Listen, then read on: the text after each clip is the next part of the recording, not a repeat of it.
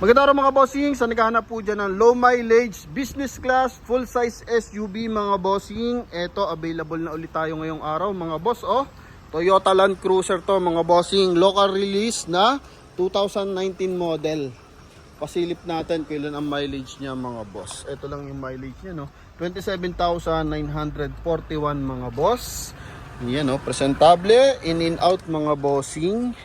Naka factory leather, naka power seat, naka plastic pa yung mga sidings mga boss. All disc brake mga bossing, Optional 4x4 to mga boss, ha. Okay. Yan, meron pa siya ditong LED lights mga boss sa sidings. Pakita natin. 100% to na hindi binaha mga bossing. V8 engine, 4.5 liters, turbo diesel mga boss. Yan. So, price nila dito mga bossing, 4,125,000 mga bossing. Kasama dyan yung transfer of ownership. Kaya sa mga nagkaka-interest mga boss, so pwede na kayong tumawag sa ating contact number na nasa screen after nyo mapanood yung ating full review. So pasilip natin kung ano meron dito mga bossing. Grabe. So madalang yung gantong unit mga boss. Sobrang sariwa. Low mileage na Land Cruiser LC200 to kung tawagin mga boss. So front area muna tayo. Kulay natin mga bossing is pearl white. Yan, so coding is Wednesday mga boss. So papansin mo naman sa kanyang front grille, buong buo. Yan, naka-chrome yan mga bossing. Ito is kulay gray. Yung housing ng kanyang logo. Okay. Then naka-LED projector headlight with daytime running light. Then meron din siyang 2-eye sensor mga boss sa front area para kapag may mga sumisingit, so nadedetect ng ating driver para maiwasan ng collision. Chrome din yung kanyang fog light housing. Yan mga boss. Okay. Then ito yung side niyan. May signal light sa kanyang side mirror. Concern lang natin dito mga boss, ito. May maliit na gas-gas to mga boss. Yan Yan lang mga bossing. Okay, din the rest, unat na unat mga boss. Original ang paint natin mga boss, ha. Walang retoke yan. Sa gulong naman mga boss, ito Bridgestone tires mga bossing na R18 mga boss. Naka 5 stud mga bossing. Kulay silver. Yan, so 85% tread life pa yung gulong natin mga bossing. Lahat yan Bridgestone tires. And naka all disc brake mga bossing, ha. Ito yung likod. Yan. So, optional 4x4 unit to mga bossing. Naka-chrome ang door handle, naka-chrome ang kanyang window panel. May signal light sa kanyang side mirror. Meron din siyang chrome na cladding mga boss sa kanyang door panel. Then, buong stepboard mga boss. Okay. Sa stepboard niya, ito may mga minimal scratches. Yan mga bossing. Then, sa taas, roof rail mga bossing, ha. May sticker pa yung kanyang window. Yan, so naka-conduction sticker to. Harap at likod mga bossing. Okay. So hindi pa nagpalit ng windshield mga boss. Then pasok tayo sa loob. Meron siya ditong seal guard ng Land Cruiser, naka-plastic pa. Dito naka-plastic pa rin. Ito lang, hindi lang maganda yung kanyang dismatting, Okay. Pero dito mga boss, stock pa to mga bossing, galing to ng kasa ng Toyota. Yan mga bossing, Yan, kaya talagang sariwan-sariwa. Power seat. Okay, sa upuan, walang mga punit ang upuan natin mga boss. Yan, ha. Okay, all goods to mga bossing. Door panel, maayos din yung ating armrest. Wood accent mga boss. Laki ng kanyang door opener mga bossing. So pasok tayo sa interior. Ito, lamig ng aircon. Sa ating steering wheel mga bossing, ganun pa rin, naka factory leather. Ito yung ating meter cluster. Yan mga boss, 27,941 yung ating mileage. LED lights mga boss. Okay, dito naman power adjust yung ating mga side mirror. Check ko lang kung saan itong mga switches na to, May mga switches kasi siya dito. Ito yung ating power fold side mirror. Okay, iba yung kanyang logo dito mga boss. Yan, power fold side mirror yan, magkabilaan. Then yung power adjust niya mga boss. Okay, yun mga bossing. Oh, responsive na responsive sa kabila rin. Okay, all goods. Tapos ating aircon blower, buo. Minsan kasi may mga putol niyan, pero ito buong buo yan mga boss. Tapos meron siyang chrome accent mga boss. Automatic climate control. Dalawa yung available natin susi mga bossing. Okay, optional 4x4 to mga boss. Naka 2 din audio system to, Kenwood. Yan mga boss. So dito mga bossing, mayroong mirroring. So pwede nyo i-connect yung phone nyo. Tapos Spotify, iPad, TV. Wala lang signal mga boss. Pwede kayo maglagay ng TV Plus mga bossing. Tapos Bluetooth connection mga boss, no? Hands-free connection para sa ating 2-din audio system. So pwede rin mga boss. Then yung ating cruise control mga bossing. Busina natin upgrade na, oh. Ganda, no? Okay, then rear view mirror naka-upgrade na rin. Broadway yan. So maliit lang yan pero mahal yan mga boss. Sun visor natin naka-plastic pa mga bossing, ha? Okay, then dito sa kabila. So side mirror with sun visor with mirror mga bossing with light. Okay, ceiling natin is kulay gray mga boss. Meron siya ditong magandang ilaw. LED lights mga bossing sa kanyang door side. Yan mga boss. Alright. Then sa ceiling, ito klaradong klarado. Lamig na aircon. So factory leather lahat ng upuan natin mga boss. Yan. Tapos dito armrest natin with cool box mga boss. On mo lang yung cool box. Lagay ka ng mga bottled water dyan. So yun, lalamig na yan mga boss. Okay. Yan. So sa mga nagkaka-interest dito, 4,125,000 pwede nyo itong makuha. Only 27,000 ang mileage. Tint neto mga bossing, naka 3M po siya. Okay? Yan. Money back guarantee tayo dyan mga boss kapag adjusted yung milyahe. Yan. Tsaka kumbinaha mga boss. And same time kung total wreck ang unit. Yan. Ito yun naman yung kabilang side. Okay. Armrest sa likuran. Grabe. Lapad, oh. Parang dito hindi na uupuan mga bossing. Oh. Yan. So lagay ng cup holder, aircon vent sa likuran. Yan. Ha? Kulay black yung ating interior. Grabe. Walang basag ang ating taillight mga bossing. Oh. Yung likod niyan.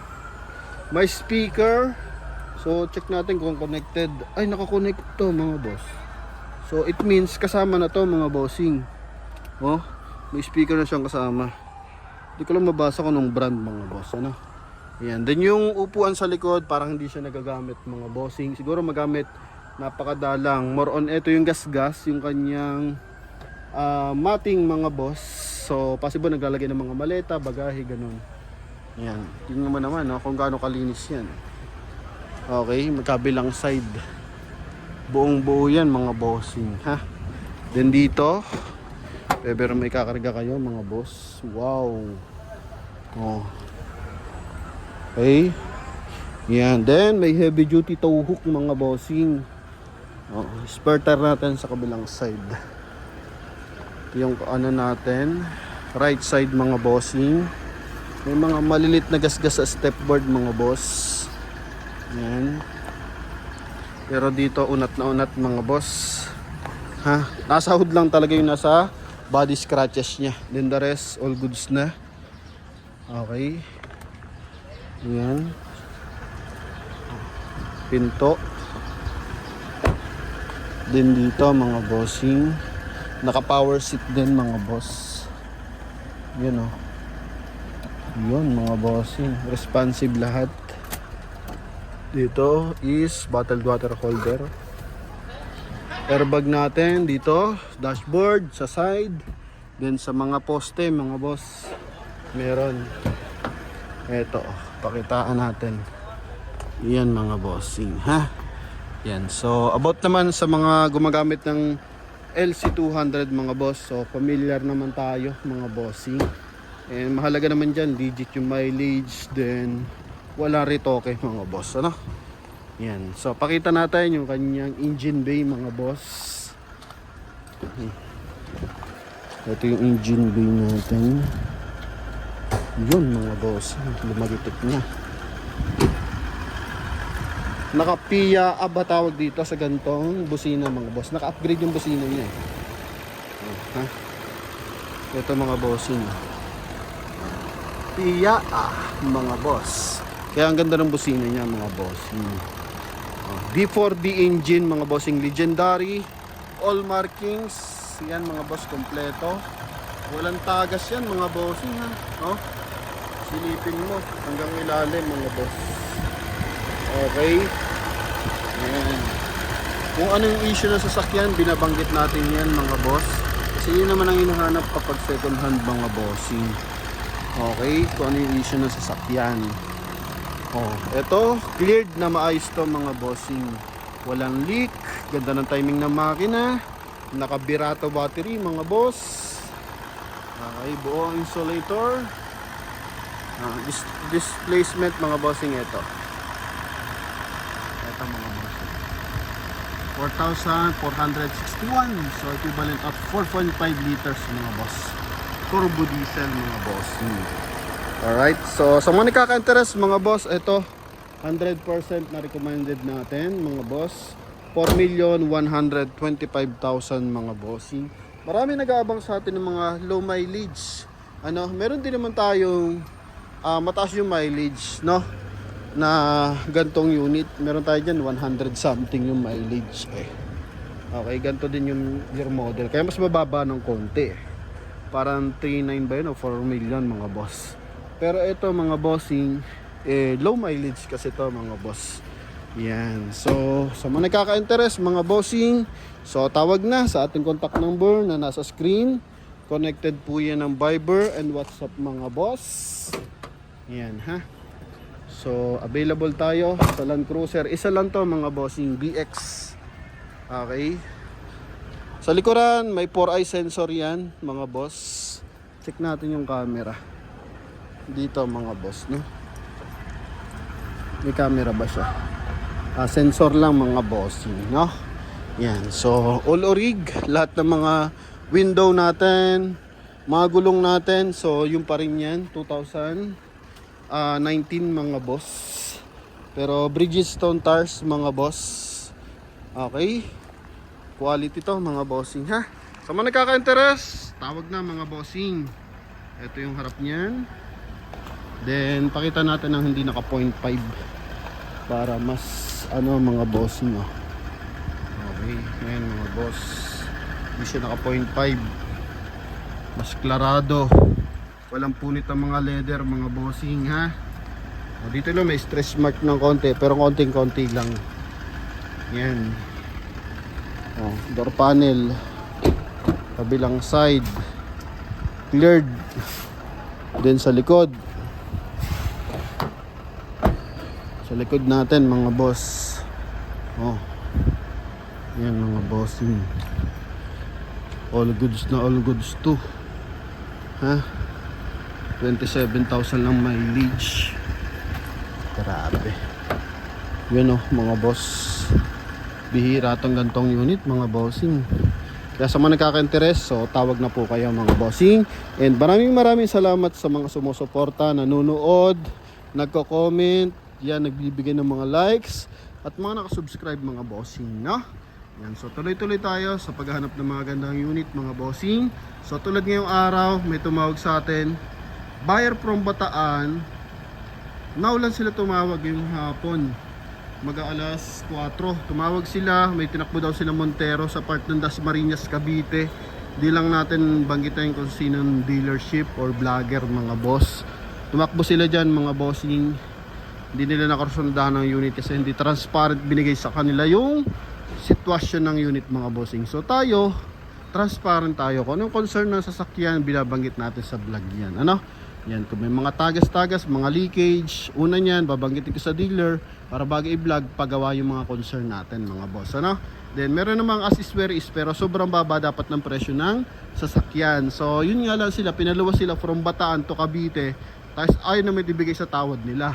Eh may concern yung sasakyan. So abala ang nangyari mga boss. So ngayon on the way sila sa ating pwesto sa Bacoor kasi meron tayo do 2008 na Toyota Fortuner. Na ang issue lang noon is upholstery tsaka tires mga bossing. Sabi ko check nyo yan, klarado yan. Makina, transmission yan, walang mga tagas mga bossing, no? So hoping magkasundo, so ganun tayo para at least tulad niyan yung buyer natin malalayo para hindi po naaabala mga boss. So yun lamang, maraming salamat sa pagsuporta. God bless you all, bye bye.